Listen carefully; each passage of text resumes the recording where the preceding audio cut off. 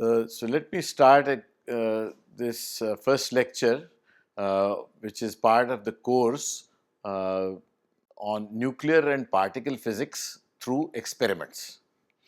A very brief introduction, because there is some introduction which is already given, but nevertheless, let me just say that I have been basically working in the area of nuclear and particle physics. Uh, Most of particle physics is through my interest in nuclear physics, so using nuclear probes to understand problems of interest in particle physics.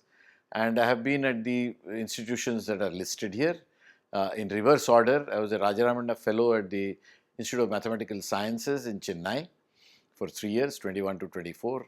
Then I was a senior professor and project director of the India-based Neutrino Observatory Lab at the Tata Institute of Fundamental Research in Mumbai between 2015 and 2020.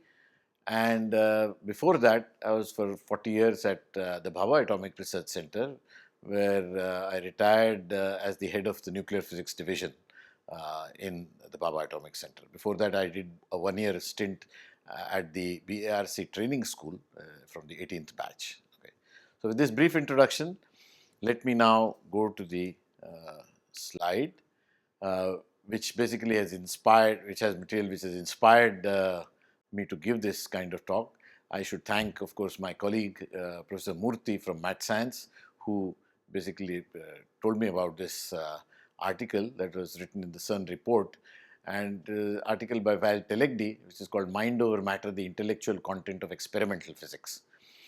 So to quote him, according to my experience, the most brilliant physics students at any university want to become theoreticians, and this on both sides of the Atlantic Ocean. It is rare that a person of the intellectual power of, say, a Gell-Mann or a Cabibbo decides to embark on a career in experimental physics.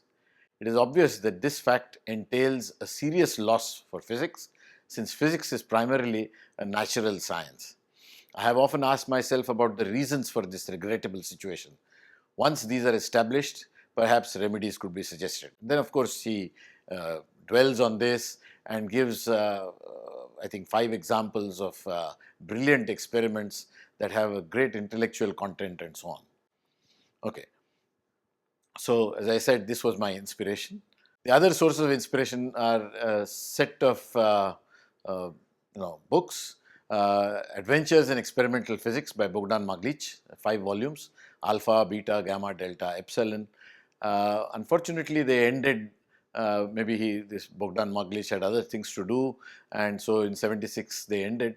But they are, extremely good expositions of how great experiments are actually carried out. So there are interviews with the people who participated in those experiments about their motivation, what difficulties they faced, and so on.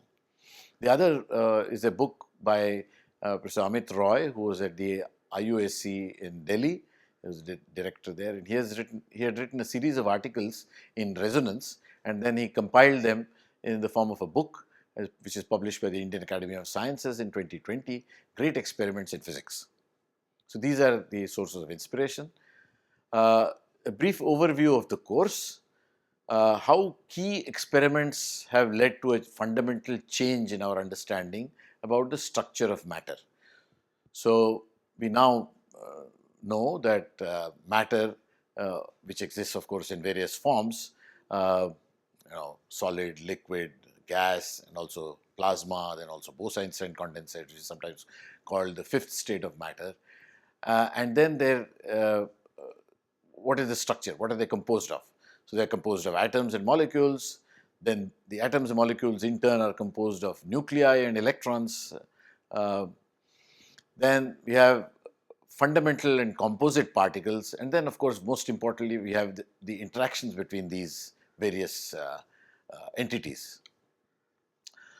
I will then talk about the tools that we use in these studies, experimental tools, particle detectors, which are of many types, passive, active, real time, and so on, and particle accelerators. These two entities are the basic tools of much that goes on in nuclear and particle physics. Of course, when you develop something new, some new particle detector or a new accelerator, Obviously, there are going to be applications of these, and we will talk about the applications of these tools for the benefit of mankind. A rough week-wise coverage of topics, although I may not follow it as we go along, because frankly, I haven't prepared all the lectures as of now. So it might change a little bit, but broadly, this is what I intended to cover. So in week 1, I will cover, let's say, the overview of the course. Okay. The second week, I will talk about atoms, nuclei, and fundamental particles and how they were discovered. What were the experiments that led to their discovery. Week 3, I will talk about experimental tools, accelerators, and detectors. Each week, I should remind you, has 5 modules, half an hour each. So this will be like 2.5 hours. And then we have 12 weeks. So we have 30 hours of lectures. Okay. Week 4, I will talk about symmetries, conservation laws, and their deep connection, and experimental tests of these symmetries. Some of these symmetries are not exact, they are inexact, or conversely, the conservation laws which follow from these symmetries are not perfect. They are violated sometimes maximally, sometimes to some extent, and so on. And we will talk about the experimental tests of these symmetries and conservation laws. Week 5, I will talk about matter and electric charge and magnetic distributions, so electromagnetic distributions and matter distributions in nuclei. Week 6, I will talk about discovering new particles. I should also probably include discovering new nuclei, but I'll come to that. Week 7, I will talk about synthesizing nuclei terrestrially using accelerators and reactors, nuclear reactors. So part 1 I will talk about artificial radioactivity and fission. Part 2, which is in the following week, week 8, I will talk about exotic nuclei, halo nuclei, and super heavy nuclei. Week 9, I talk about parity violation. This is one of those symmetries which is obeyed in the strong and electromagnetic interactions, but in the weak interaction it is violated and violated maximally. Then I will talk about the helicity of the neutrino and also a search for T violation. We haven't yet found T violation, but there are ongoing searches which are getting more and more precise, whose sensitivity is increasing every year. Week 10, I will talk about nuclear and particle resonances and their significance. Week 11, I will talk about applications and in other areas of science and technology, astrophysics, for instance, then societal applications like power production, nuclear power production. Talk about also their use in medicine, in both diagnosis and therapy. For instance, in cancer, this is widely used to diagnose cancers and to see how and where they are, and also in treating that cancer using both radioactive isotopes as well as accelerators and gamma radiation. Finally, I will talk about more applications where I will talk about the direct evidence for fusion reactions in the sun, which comes through the measurement of solar neutrinos, and how there came up a problem called the solar neutrino problem, and how this was solved by big experiments that detected these solar neutrinos. Okay, so that was a brief overview, slightly more detailed overview from lectures 1 to 60. As I said, they're all half an hour each. How key experiments have led to a fundamental change in our understanding about the structure of matter. I will discuss how we discovered these constituents. Sometimes they were thought to be fundamental constituents, and then we discovered that they are not fundamental. They have a structure, and then we go to the next level of quote unquote fundamentalness, and then so on. The basic interactions between them, and the symmetries and conservation laws they obey. For example, I will talk about Brownian motion, which was measured experimentally very seriously by Jean Perrin. Then the large angle scattering of alpha particles by atoms. This was done by Rutherford and his colleagues, and that led to the discovery of a compact nucleus much smaller than the size of the atom. Then we have the discovery of the neutron by Chadwick. Another very important discovery, nuclear fission, which actually changed life as we know it, in the sense that the funding for basic sciences as a whole increased as a result of the realization that you know, nuclear physics and physics in general was very important. Uh, then I will talk about the parity violation in beta decay, which was measured by Wu, as suggested by Li and Yang, but also other evidences for parity violation. Then I will talk about the evidence for the electron type of neutrino by Rines and Cohen. Then the discovery of halonuclei that opened up the field of radioactive, now it's called the rare ion beam-based research. A brief introduction to the tools used, as I already mentioned before, particle detectors, and they have gone from very rudimentary photographic plates to online and real-time detectors that are huge, that weigh hundreds of tons and that have sizes of the order of tens of meters. The associated electronics, in the earlier days it used to be valve based, then it went transistor based, and now of course you have integrated circuits, and in fact you have many of them put on a board, and the electronics has become very compact as a result of that. And the number of channels, of course, that you have to cater to in big detectors is very large, and so these two developments of detector and electronics have gone hand in hand. There are also this area of data acquisition and analysis systems, which is extremely important because you have a huge amount of data coming out from these big experiments in nuclear and particle physics, and you have to have the capability to analyze that data, petabytes sometimes, and try to understand what is going on and to make discoveries. And very importantly also, particle accelerators, both DC and RF, which means continuous as well as pulsed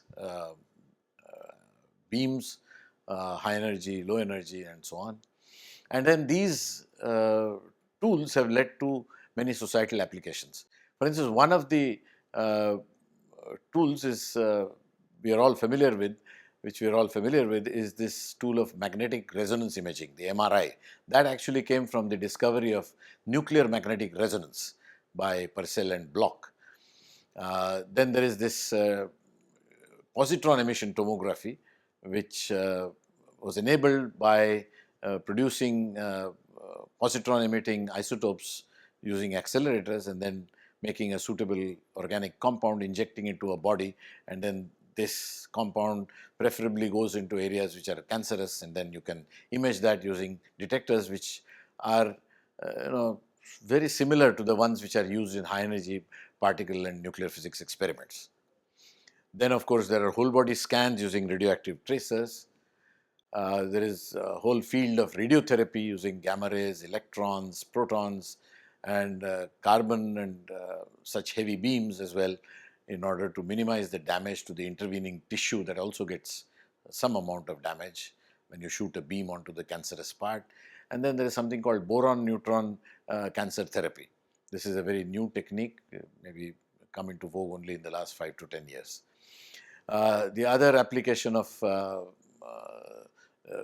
nuclear and particle physics is that you can do dating using radioactive decay.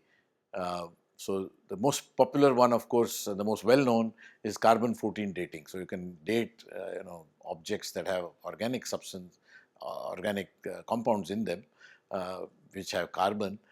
So you count the carbon-14 either through the decay or individually, atom by atom, and then you can tell how old that sample is up to about 50,000 years, because the half-life of carbon is about of the order of 5,000 years. Then by taking ratios, potassium 40 to argon 40, you can again date things: 10 beryllium, 36 chlorine. Each of them has different half-lives. So different ranges of ages can be measured using these techniques. Of course, the very important area of nuclear physics is that, as I told you, the discovery of fission was extremely important, apart from the destructive nature of which is evident in nuclear bombs, but there is also nuclear reactors which produce electricity, and some countries in fact have 80% of their power generation through nuclear fission reactors. France is one of them. Japan also has a pretty high percentage of power production by nuclear fission reactors. There is this area of radiation-induced mutation for crops with improved properties. World over, of course, this is done. In particular, BRC has had a very strong group. Even now, it has a group which induces mutation and selects those mutations which are good for having improved properties of that crop, or disease resistance and weather resistant and so on. It is also used for sterilizing fruits, such as mangoes, for instance. That is in fact a requirement by some countries. Onions, potatoes, spices, and some pharmaceutical products. It has also been used to sterilize, for instance, sewage. Strong radioactive sources or electron beams have been used for this purpose in fairly big cities like Vadodara, Ahmedabad, and so on. It also is useful in providing power sources for space missions, using long-lived alpha activity in general and thermoelectric devices. Radio tracers are also used for material science, chemical and biological research. And a very recent application is the use of cosmic ray muons, which are naturally occurring, to do muon tomography. Using cosmic muons, you can do a tomography of containers at ports, for instance. That takes about a minute to minute and a half, and it can identify those containers that need to be scanned in a very close way, and ones which are okay, they are passed on. Similarly, archaeological structures such as pyramids have been tomographed using cosmic ray muons. Nuclear reactors can be similarly tomographed, and also volcanoes. So, as you can see, there is a wide range of things that muon tomography can do. And you can also see that there is a large number of applications of nuclear and particle physics. So, this is a list of the recommended textbooks, and of course, I hope these slides will be available separately. In any case, you can look at this, and the list is rather long, but maybe some of them would be available in your respective libraries in colleges and institutions.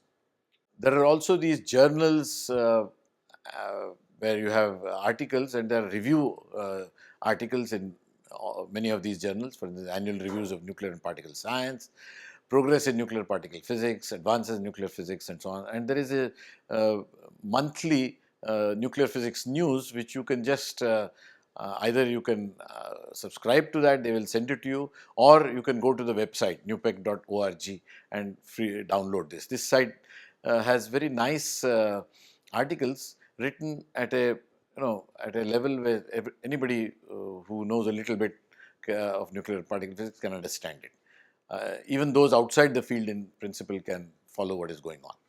Then there are this data site and centers. Nuclear Data Center, this is the website shown here, and the Particle Data Group has its own website where they update it every year, and you can see what the latest data on various particles and so on. Now we come to the experimental evidence for atoms and molecules, that is Brownian motion. So, for instance, in the early days, of course, it was not possible to look at atoms as such. So, what they did is they looked at, Robert Brown was the one who looked at the pollen grains floating on water and saw their random motion using a microscope. This was modeled by a gentleman, Louis Becheley, as a stochastic process in 1900, and the full theory for that was given by Einstein in 1905 and Smoluchowski, and much later also by Wiener, who did more detailed calculations and so on. And these have contributed to our understanding of Brownian motion through a series of papers. Einstein's paper of 1905, for instance, is part of his, I think, 4 or 5 papers where he produced great work like the theory of special relativity and also the photoelectric effect and so on. Jean Perrin, based on these earlier observations of Robert Brown and the theory of Einstein, uh, observed this more carefully and also quantitatively, motion of colloidal particles in a liquid. It had the characteristic of a random walk, and of course, we now know what is the reason why. Of course, he also knew what the reason was, that these are due to fluctuations in the momentum transfer when that colloidal particle collides with molecules in the liquid. The molecules in the liquid are moving randomly, and since there are fluctuations, so sometimes the colloidal particle may go one way, then the other way, and so on. And very careful observations by Jean Perrin, starting in 1909, led to him winning the Nobel Prize in 1926. So you can see this simulation of a dust particle colliding with gas. This is not, of course, from Perrin's article, but this is a simulation. This is roughly what he would have seen, and what he saw is actually given here. These are in his paper, which is given here, Annales de Chimie et Physique, 1909. There are 3 histories of colloidal particles of these various of this size, 0.53 micron, grid size 3.2 micron. This is the grid size, these squares, and the step time is 30 seconds. So you can see that this motion is pretty random. Okay, and he studied this carefully. He looked at the fluctuations and so on, and saw that this was in accordance with the theories proposed at that time to explain this kind of motion, and basically supporting the fact that liquids consist of molecules in random motion. Okay, then we come to the ingredients of the atom, which is one of the important and relatively easy to pick out of the atom was the electron. And J.J. Thomson, in his seminal experiment in 1897, showed using a cathode ray tube that you can bend these electrons which are produced, which are accelerated by this high voltage, and this bending can be actually seen on a phosphorescent screen inside the vacuum tube. And if you have a scale which he had pasted outside, you can actually measure the deviation and estimate how much is the deflection that you have, and this matched what you expect if the if the charge on the electron was a certain value. And of course, you knew the geometry, the spacing between the electrostatic deflectors and so on. The velocity of the cathode ray particles, before they were uniquely called as electrons, this was measured by balancing the electric and magnetic forces. So there is a magnetic field, let's say, going into the figure, and then you have a Lorentz force QV cross B, and that can be made to balance the electric force. And when this balances out, you have no deflection, and so you get the velocity of the particle. You can quickly show that when they balance out, you actually can measure the velocity. And this is the reference given here, Philosophical Magazine 1897. Of course, now we can even see atoms using a tunneling electron microscope. I will not tell you exactly how it is, but you can look it up. And it has a resolution of atomic scale, that means angstrom scale, or let's say nanometer scale resolution. And you can actually see silicon atoms which are placed on a silicon carbide substrate. This is the reference given here. And similarly, now you can form these single-walled carbon nanotubes, long ones, and this single-walled 7 nanometer long tube is pictured here using a tunneling electron microscope. 1 nanometer is, of course, 10 to the minus 9 meters, 1 angstrom is 10 to the minus 10. So, 1 angstrom is 0.1 nanometer. So, this is yeah, so this is like 70 angstrom units. Again, the reference is given here below, nist.gov reference. Okay, so now let me come to the summary. So, the course is motivated by the need to emphasize the importance of experiments, of course, together with theory. These are actually two legs of any natural science, theory and experiment. But I have in this course of lectures emphasized experiments because most lectures actually emphasize theory. So, this is a kind of balancing act. These have led to our present understanding of the building blocks of the universe. I have also told you about the content of the course, topics and references.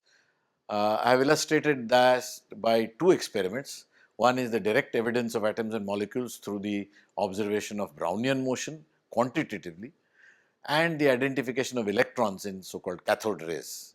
So, thank you.